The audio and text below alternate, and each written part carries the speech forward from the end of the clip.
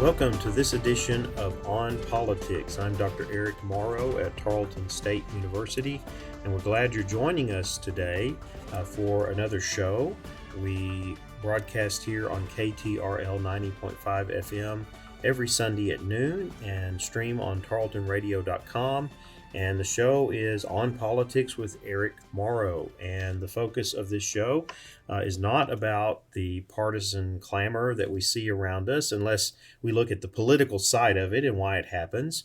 It's not about really taking sides. It's about looking at information and data, engaging with the issues that are out there that are significant, that are happening within politics and government and public policy, and trying to get you more information so that you can examine these issues and you can engage with them as you're interested, as they impact you. You can be aware of what's happening and the things that leaders, our elected leaders, and others in public service are having to address at the moment. And so we're glad you join us each week. Know that you can go back and look at previous shows or listen to them on SoundCloud. You can also download where you get your podcast.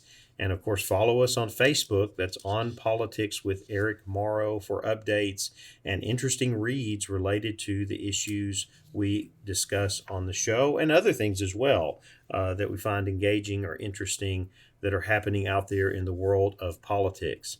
One of the things that I wanted to do today with the show was to look back historically, as many people are doing right now in this month of June, to 1921 and the race riots and the massacre that happens in Tulsa, Oklahoma.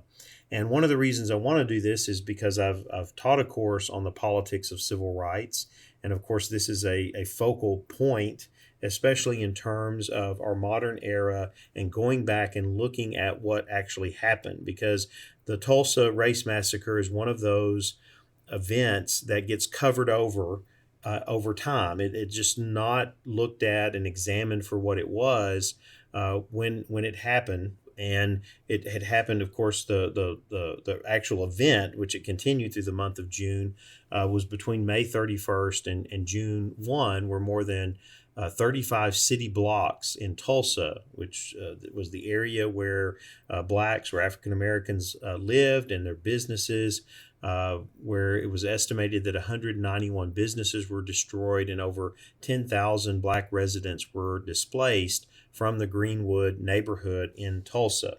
And so there's still, for weeks, things were happening in Tulsa after that. And the significance of this event, and we'll get into some of the details as we go forward, is that for so long it was ignored. It was not examined. It was not looked at for what of the challenges that it happened, the people who lost their lives, the people that lost their livelihoods, and so forth.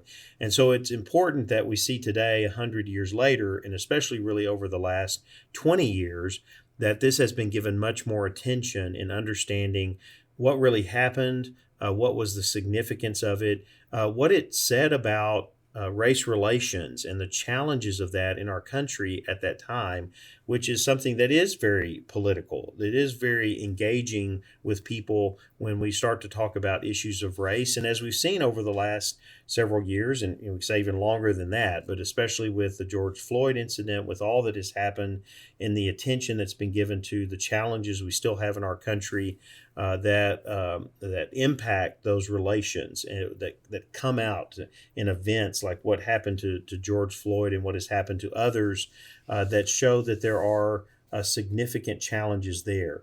So I want to focus a little bit on this, the Tulsa massacre, and talk a little bit about the issues of why did this take so long, and why is this giving so much attention now within the political sphere by leaders. Of course, Joe Biden was there recently offering his remarks, and we'll talk a little bit about that and what he connects to it politically, because he's advocating for more federal voting legislation and laws that would prevent some of the things that are happening in states around the country in terms of election security and and voter restrictions as it's being cast in the political debate. We've discussed this on the show for a couple of weeks and looking at these laws, especially the one in Texas that was recently derailed by Democrats walking out near the end of the session, and most likely will come up again in a special session. But going back to the Tulsa Massacre, looking back over a century to this event of the Tulsa Race Riot of 1921, we see that there was progress being made in terms of freedom, in terms of social movement, social mobility. You had a part of Tulsa, Oklahoma that was where African Americans were able to make significant progress in terms of their opportunity in this country and in Tulsa, and being able to generate income, to get educations, to have their own businesses, to have a level of freedom, which at this time, if we look back on that, we would say, well, there were still significant challenges there, very segregated. You could see where many people were employed by white businesses in white parts of the community. There were elements there that, yes, were a part of life in this country in many places throughout the country itself.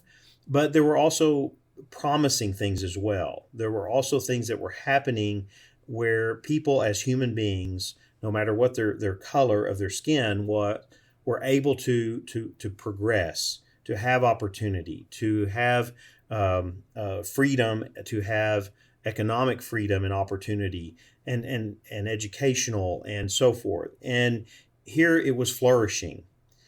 Yet it was within a culture and an environment that all it took was a misdirected accusation to set all of this off, to change the course of many people's lives, and of course the city, and of course to then eventually lead to the suppression of any focus on what happened.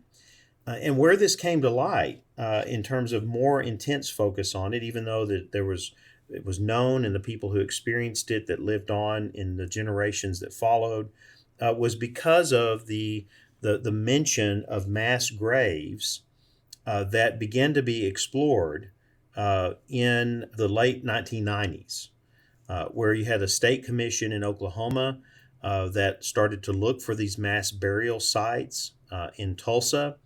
And the panel, which was called the Tulsa Race Riot Commission, was created in 1997 by the Oklahoma State Legislature to investigate what happened in the city in 1921. And of course, estimates were that 200 to 300, maybe even more, Black citizens were killed, with the burning of thousands of residences and businesses, destroying one of the most prosperous business districts in the Southwest.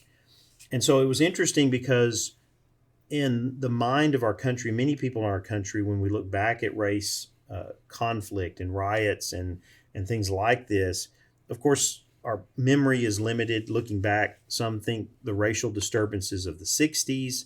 But when we go back a century ago, there was so much more in terms of violence. There was so much more in terms of retaliation or violence directed at Blacks that was just ignored, that was just covered over. And I think this is one of the things that we're seeing that makes this so significant, is that we're going back and looking at some of this that represents some of the worst in terms of our country, our behavior, our engagement with other people, our recognition of our common humanity. Many of these things that we've struggled with throughout the 20th century, but we're going back and looking at how really significant this was. We're realizing and examining that within the context of our country and its freedom and its challenges and its struggles, that we've got to go back and look at these things to see the impact that they've made on succeeding generations of people. And we need to recognize them for what they are and what they were. in those contexts, and what happened to people and what destroyed their lives and their property and their livelihoods.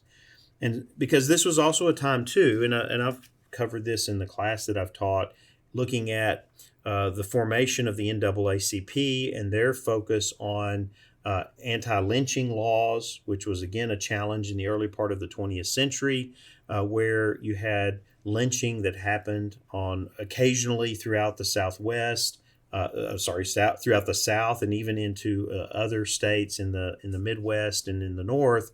You still had these kinds of challenges where people were taking the law into their own hands, and they were retaliating many times on false pretenses, on not knowing the truth and not really seeking the truth. They wanted to take this out in a way and in a manner that either represented their animosity toward another race of people, or knowing that, okay, they just assumed that because this person or these people were inferior as they saw them, that they had to do these things, or that they knew they could get away with it because the law would turn a blind eye. Thus, the push by the NAACP to get anti-lynching legislation moved through Congress or to address it in the courts. Of course, it would take several decades more before some of these things would stick, and the federal government then would assume some of the responsibility. Again, we don't see that until the Civil Rights Act and other legislation that will happen later, mid-20th century, that begins to put more teeth in this and begins to do more to protect the rights and the freedoms of blacks throughout this country. And so the Tulsa race riots and the massacre that happened there is significant for a number of reasons for us to go back and look at, because it on the one hand, it counters the views of many people about blacks and their at that time, and thinking that, okay, they were an inferior class of people. They are not able to achieve and be successful. They have their place within society and so forth. I mean, this broke all of those views and those the inadequate way in which people saw this, and the really wrong ideas they had about people who were human beings that had significant potential. And now within this context and the way that the Greenwood neighborhood and all of that around it grew up gave that environment for people to be successful and people to take care of themselves and to explore their freedom and to explore their potential as human beings. And so this is quite significant that in going back to look at this, to say that we can't cover over these kinds of things. We have to push back against generations of people who followed, who didn't want to engage with what really happened, that didn't want to look at race disparity there and look at it in terms of violence of whites on blacks, and be able to say, okay, who's actually in the wrong here? Who would take this into their own hands and be willing to do this kind of damage and to do this kind of violence upon other human beings? And so one of the political aspects of this that I think are very significant, and this is something to me that in looking at all of the debates that are going on when we talk about race, when we talk about the issues that still persist, that flare up from time to time, is the need for those who are our leaders, those who are our political leaders, to engage with the past, but also to engage with the future in trying to help those that are in office and those that are community leaders to work for solutions that bring people together with respect and engagement, a level of engagement that is for the benefit of all involved within a community. And that's where I think it becomes a challenge, because the tendency there, because of our political challenges today and the partisanship we see and where people are on different sides of different issues, is that you have some that are working for a national solution. How do we address this at the federal government? that then, as we did with civil rights, as we did with voting rights, so that then over time, some of these inequities, some of these challenges, some of the concerns that people have about elements of racism that still persist, both culturally, societally, institutionally, are addressed and engaged with, so that we don't see incidents happen like what we've seen over the past few years. That's one approach, and that's a challenging approach too, because many of these issues, like what we see in Tulsa, are issues within a geographic region, within a community, and it's not going to be resolved completely. It's certainly the role of the federal government there is there to uphold law and to promote working towards solutions that are not violent, but that work within the law and that work within the resources that can be put into the government and programming and things like that to bring people together to discuss these issues. But at the federal level, it is so far removed, and it is not a one size fits all. And I think this is where the challenge is on both sides. Again, when we talk about both sides of the aisle, Republicans and Democrats, is how you approach it. Because on the one hand, as Biden will talk about in a moment, proposes new voting rights laws at the federal level in terms of federal government engaging with these kinds of issues. You also have others who'd say, no, the federal government needs to stay completely away and not be engaged. Let these things be solved at the state level. Let things be solved at the community level. Again, which I think is a very valid approach, but often what's missing in that equation are the resources, right? The resources that can come from the state or a community in order to help move things forward in terms of dialogue, in terms of promoting integration, that affirm an environment of mutual respect, that attempts to head off any kind of responses that are going to lead toward violence, and that it's about communities, about dialogue, about engagement with the critical issues that are happening that impact people's lives in a productive way. And that's where the federal government can come in. That's where it has in the past in terms of resources needed to address major social challenges, major economic challenges within a certain area. And that's where it can also be helpful if you have people within a community that are willing to commit to finding solutions, right? To knowing that some of these problems are not going to be easily resolved. Some of these tensions are not going to be easily addressed, but that the progress toward doing that has to happen, and that community leaders, religious leaders, civic leaders, leaders of organizations that provide help and assistance, business leaders, that people are willing to come together and try to work towards solutions to make a community a better place and to enhance the quality of life there.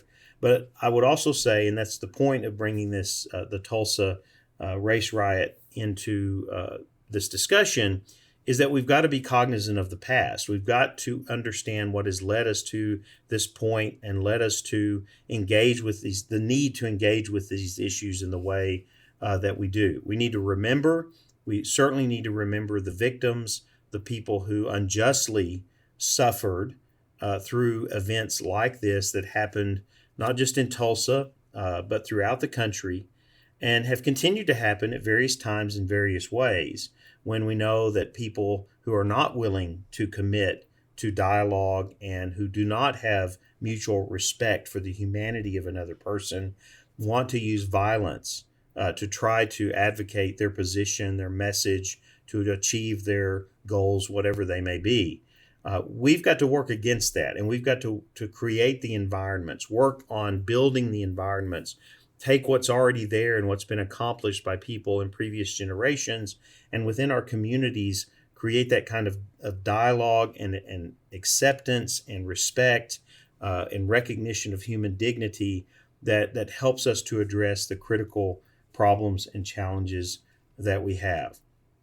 So as we have with this show and with this month in which there are these commemorations going on in Tulsa and in other parts of the country, we need to look back at this incident. And I would encourage you to do more reading about it. For many people, it's something that they're not aware of. Fortunately, we have much more coverage by the media, much more attention being given to it.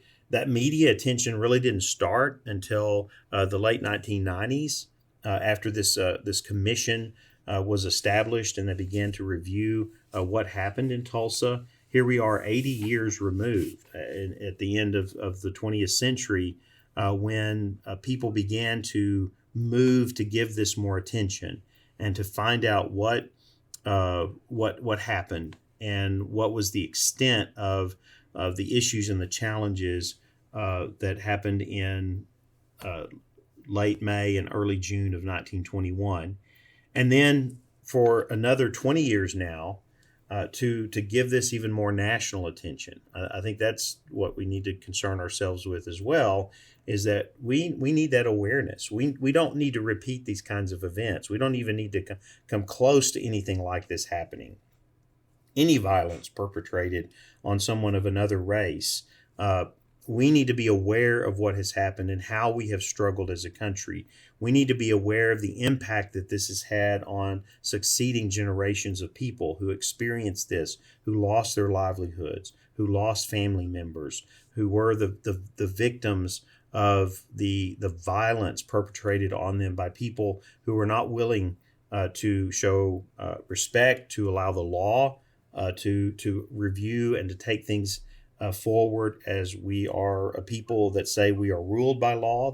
The rule of law is important in maintaining order in our society, and we need to understand that, and to work within that context, to advocate for people coming together and offering sincere dialogue, sincere discussion, and then action, moving on that in order to promote solutions, or at least efforts to address some of the problems that we see today. This also moves into another area, and this is where I want to go before we talk about President Biden and his response to the Tulsa riot recently in engaging the federal government along the lines of election law, and that is these questions about what do we do now? What do we do now politically? What do we do now in terms of our the role of government when we look back at these kinds of events and we see the tragedy of what happened, and we engage with the significance of this upon people who followed, who experienced this, and thus had the negative impact of it economically in terms of their family and so on.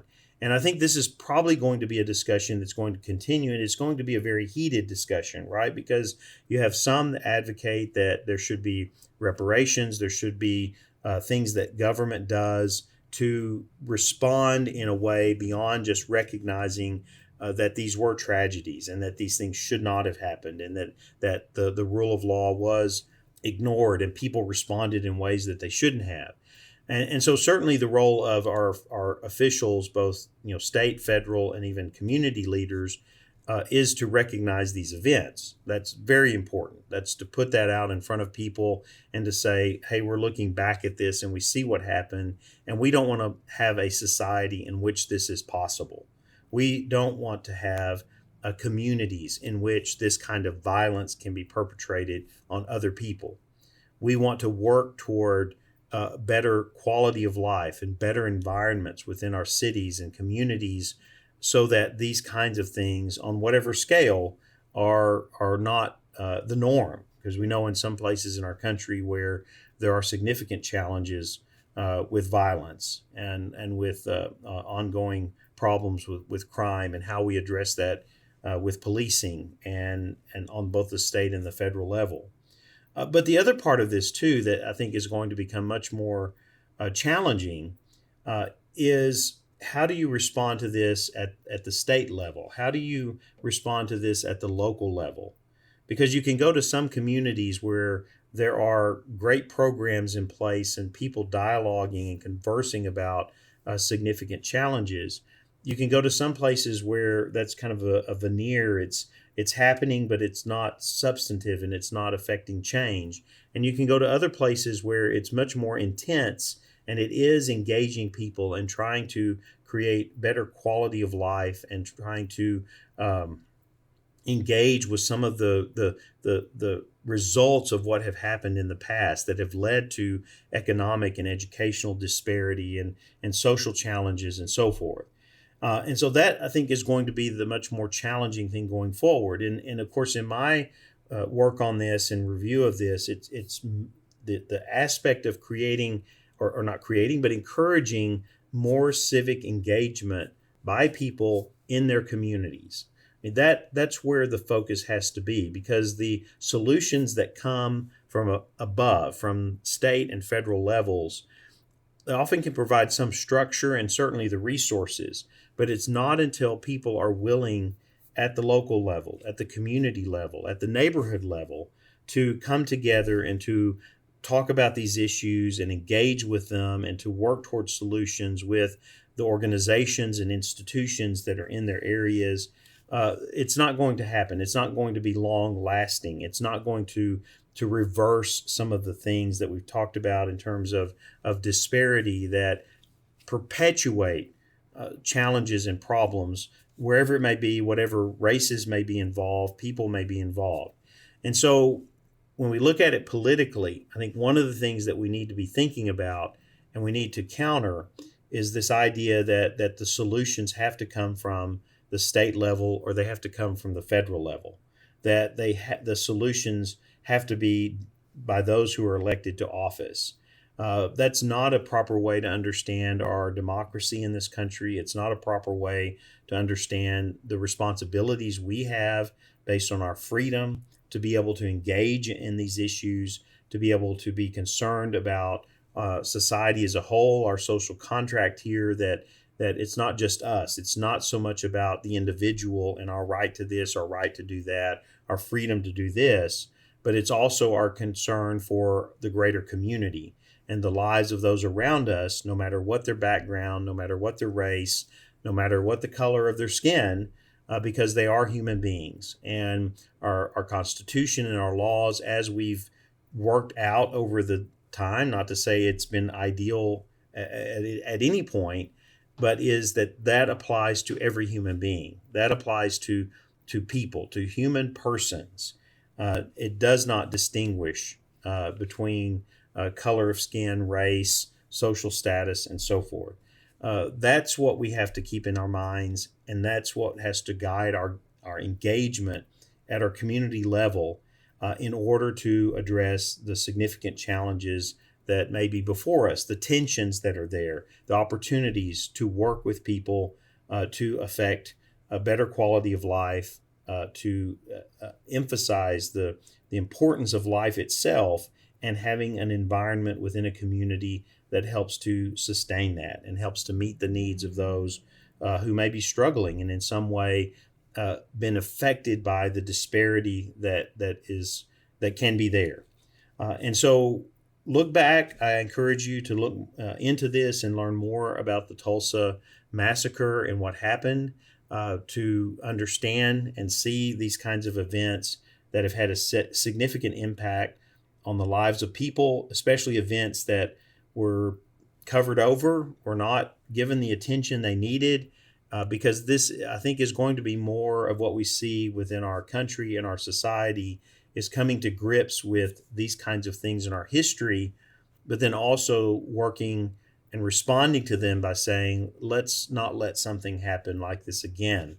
Let's work within our communities to make them places of mutual respect that support human dignity and human life, and that also are thriving in terms of our understanding of democracy and how the principles of democracy and of our republic, focusing on the rule of law, applies to all people, so that we can have better communities, that we can have better conversations and dialogue and engagement with every human being within our society.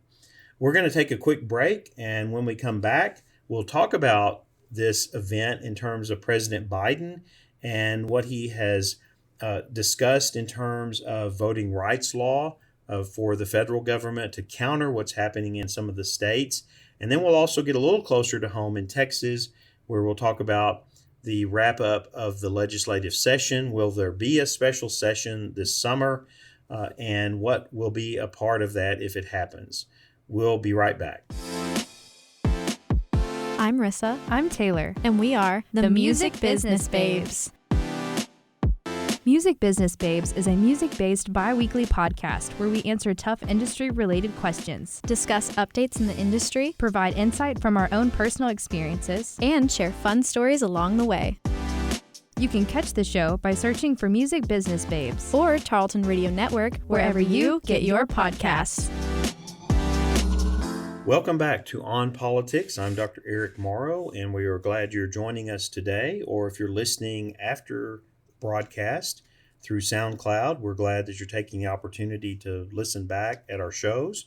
Another show this week with focusing on critical issues that are happening around us.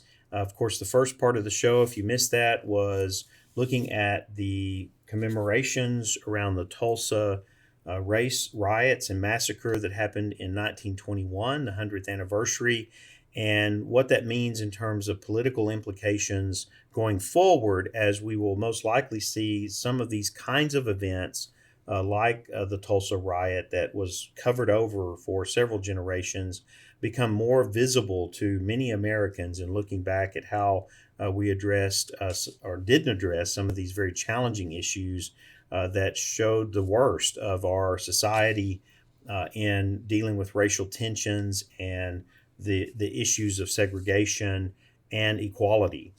So I wanted to turn now in a connected matter, as I mentioned in the first part of the show, to President Biden in his speech at the 100th anniversary of Tulsa's race massacre to call for legislation in Congress to protect the right to vote. And this is going against some of the things that we've talked about the last few weeks that's happening in many states where they are considering laws to, as Republicans say, focused on election security. We've seen this debate here in Texas. Democrats saying, no, this is about voter suppression. Of course, the laws in Texas were focused on what county election officials had the freedom to do. What were the parameters in which they could function in carrying out an election in terms of hours they could be open, focused also on drive-through voting and other elements that Republicans, at least in Texas, were saying these opened up the possibility for greater election fraud. The other side was saying, well, no, these are flexibility that offers election officials the potential to get more voters, registered voters, to vote, to have that opportunity, to have a variety of means in which to do it. And of course, I've advocated and said here that we've got to be careful here because the dialogue about this has become more political than it has pragmatic, because elections cost money. They cost money to run, and they cost money to ensure their integrity in terms of the use of technology, the training that goes into it, and so on. And that varies from rural to urban areas in terms of how elections are carried out, how they can be effective, how they can be provide the opportunity for registered voters to vote, as well as the security aspect of it as well. And so one of the things that lawmakers should be discussing is how do you maintain the highest level of flexibility in means of voting while also being sensible about the fiscal cost, the aspect of ensuring election security and delivering that election. And that seems to what is lost. It gets lost in all of this debate that has become very political. Well, President Biden added fuel to the fire this past week when he proposed action on Capitol Hill to put forward a bill that would kind of fight against this of what the states are doing on the federal level.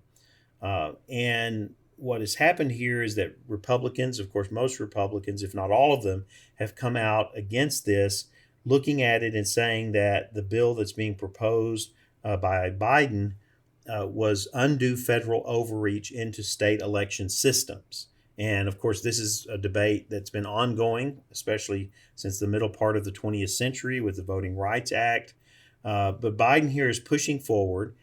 He has pledged to get this voting rights legislation passed, but also has recognized that there may be Democrats that may have challenges with this as well.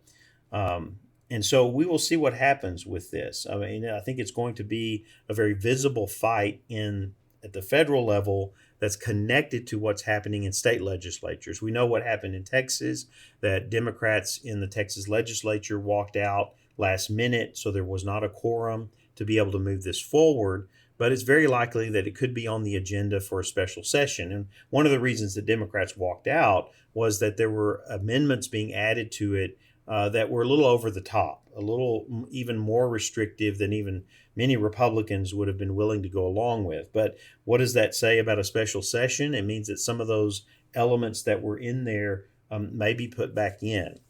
So let's talk about that for just a moment. Because there's been a number of articles and editorials about this that this is going to become even a more heated battle in Texas, but that it also could be the fact that Republicans may have their way if we have a special session. Part of the reason why the Democrats walked out, as I said, was when the final version was presented to lawmakers, it had items in it that the House or Senate had not considered. One lowered the bar for a judge to order a new election because of alleged fraud, so that puts it in the hands of the judiciary. Another seemed particularly partisan in that it would restrict early voting on Sundays to a window of 1 to 9 p.m., and which would cut back on polling access. One had said, and of course this is where it becomes very political, that this can only be looked at as an effort to curtail the Souls to the Polls events, in which organizations take black churches to vote early after morning services. GOP legislators now say it was a mistake in the bill's drafting, even though some had defended it without catching an alleged typo that was in the legislation. So what does this look like? Well, we most likely will see a special session in the Texas legislature, depending on what the governor decides to do in engaging this. And there's already odds within the GOP leadership over this and what should be covered, because some of the legislation, as we saw in this session, has been a challenge to the role that Governor Abbott has had in using his executive authority in the pandemic. And thus we see some disparity there. Not disparity, but disagreement between top Republican leaders over what should be the focus going forward in terms of a special session. So it remains to be seen, what's going to happen, because Abbott has threatened some vetoes. You've had debates, the tensions there between Governor Abbott, Lieutenant Governor Dan Patrick, House Speaker Dade Phelan, on how to approach this elections bill if it comes back up, and what other legislation should be on the special session agenda. And so this is going to be played out over the next few weeks, and it's something that we'll be covering, especially since special sessions are somewhat unique in our modern era. Although they happen, sometimes they're very short because there are loose ends that are not wrapped up in the regular session. It's been a long time since we've had a lengthy ongoing, or at least a few sessions. There were some years in the past where we had multiple special sessions. But again, it's going to be political tensions, political debates here about what's actually supposed to be on the agenda. Texas law, the Constitution, stipulates that it's the governor that decides that. And he could very well hold some things hostage in a way of saying, well, this is the issue I want you to look at first, and then we'll get to this if the decision is favorable on the issue that he wants. And of course, this election law, this review of election laws and this proposed legislation on elections could be at the front of the list. And that's what Abbott has made clear. He wants the legislature to finish the job on Senate Bill 7, particularly because it is a popular issue out there with those that may have been dissatisfied with the outcome of the election of 2020 and looking at the potential of, well, how did this happen? It was in the pandemic. There were different approaches that were taken to carrying out the election. Did this contribute to that result? Abbott also may call a special session that would deal with some of the bills that the Lieutenant Governor, Dan Patrick, was advocating, such as banning transgender students from playing on sports teams based on their gender identity, preventing local governments from using taxpayer funds for lobbyists, and punish social media companies for censoring Texans based on their political viewpoints. These were three signature issues of the Lieutenant Governor that he wanted to see done before the legislature adjourned, but it did not happen. Patrick has also asked Abbott to include in any special session a proposal to outlaw gender-affirming health care for minors, which had also died in the House, so something that they wanted to be carried forward. And again, he's also called for using a special session to continue to push hard for direct ratepayer relief for residential power customers after the February winter weather crisis. So we'll see if any of these issues are brought to the forefront as a part of a special session and what the politics are that play out between the governor, lieutenant governor, and the House Speaker in bringing legislators back to Austin to come into session and to engage with some of the issues that were left on the table, which again we know will not be picked up until the next legislative session in 2 years. Starts in January of 2023, unless there is a special session. The other side of this, too, is that we already know there will be a special session this fall once the results of the 2020 census are available to states and they begin the redistricting process, that the legislature will have to come back into session to look at maps and to decide on the redistricting and the maps that will apply to state, House, and Senate districts, as well as to U.S. House of Representative districts in the state of Texas. And we know that can be a very political and controversial process as well. As we look to the last part of the show here, there are some things that I wanted to bring to your attention in looking back at the legislative session and some of the things that were successful. And then, of course, we've already talked about some of the things that either were failed because they did not get through the process in time, that are on the agenda for a special session, or potentially, like voting restrictions, election security, transgender students in school sports, revoking physicians' medical licenses for providing gender-affirming medical care, taxpayer-funded lobbying, and so on. So the governor's pandemic powers, this was one that was on the session and the agenda for the legislature early on that did not make it through either. But there are one that's been signed into law with Senate Bill 8, the fetal heartbeat bill, which was the abortion law that we talked about last week, sent to him for signature. And these are things that it looks like will go through, are the permitless carry of handguns, that's open carry, the state budget, which that process was completed by the legislature, the winter storm response of the state, the House Bill 3979 addressing the teaching or the prohibition on teaching critical race theory in public schools, and then other things that got through that are certainly signature items that are along the lines of things that connect with voters leading into the next election cycle, the national anthem bill, the broadband expansion bill, ban the abortion if Roe v. Wade is overturned, and then protecting churches from closure during disasters. So there's a lot here that has happened in the state legislature. Some of this is major in terms of its impact. Senate Bill 3 that was sent to Abbott on May 30th, which addresses the sweeping legislation because of the winter storm, which would create a statewide emergency system to alert Texans if power outages are expected and require power generation companies to better prepare their facilities to withstand extreme weather. So a major one coming out of the events of this last um, uh, the winter storm that we had back in February. Senate Bill 1, of course, related to the state budget.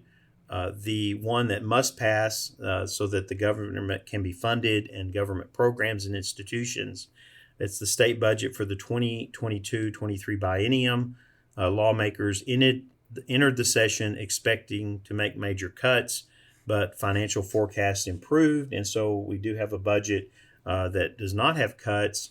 In fact, the challenge has been where to spend additional revenue, where to use federal funding that's being provided as a part of the pandemic relief. Another one that I had mentioned, the National Anthem Bill. This conservative-backed bill would require any professional sports teams with contracts with state government to play the national anthem before the start of a game. Of course, we know some of the background and history on the challenges there. Broadband expansion, one that might impact some of our listeners. This measure would aim to incentivize the expansion of broadband internet access to areas across the state through the creation of the State Broadband Development Office, which would award grants, low-interest loans, and other incentives to build out broadband access. So something that may be of benefit to those in rural areas that do not have fully that kind of access. And of course, one that was on the religious freedom front, House Bill 1239, sent to Abbott on May 28th, protecting churches from closure during disasters. This measure would ban public officials from closing churches or other places of worship during a disaster declaration.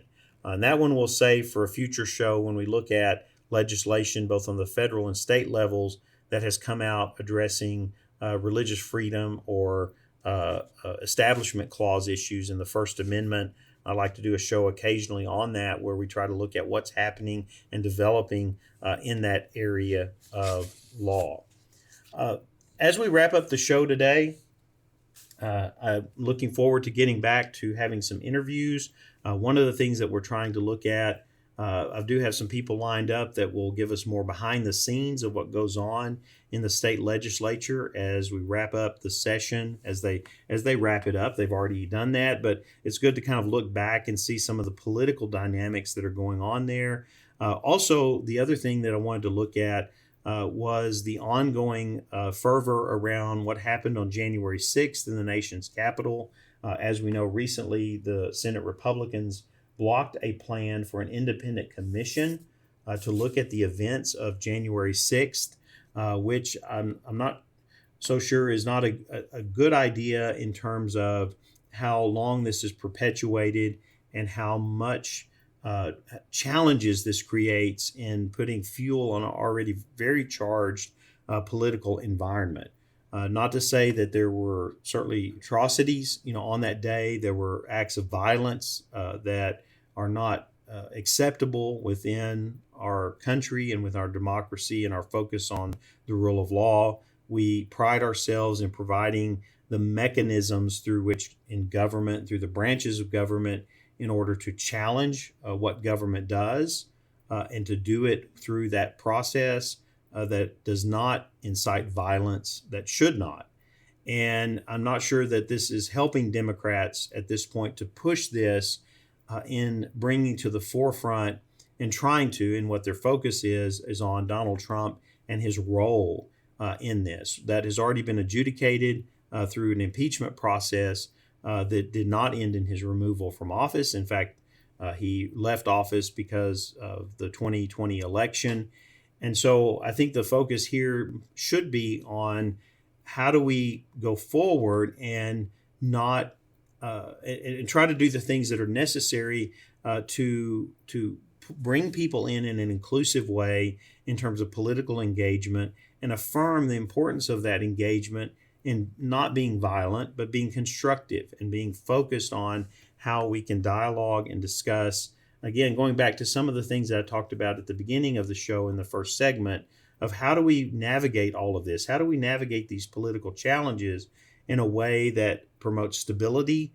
It promotes the rule of law. It promotes again, not certainly being willing to engage with the serious problems and challenges of our government and the way we govern ourselves, but doing it in a constructive way, not in a way that's about destroying property, injuring lives, taking lives, threatening through violence in a way that could create a level of instability that we certainly do not want to see in this country for our benefit, the benefit of our children and future generations.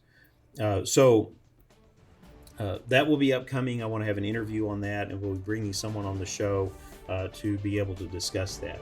But for now, I want to thank you for joining us on Politics, and we look forward to having you with us each week, Sunday at noon, right here on KTRL 90.5 FM.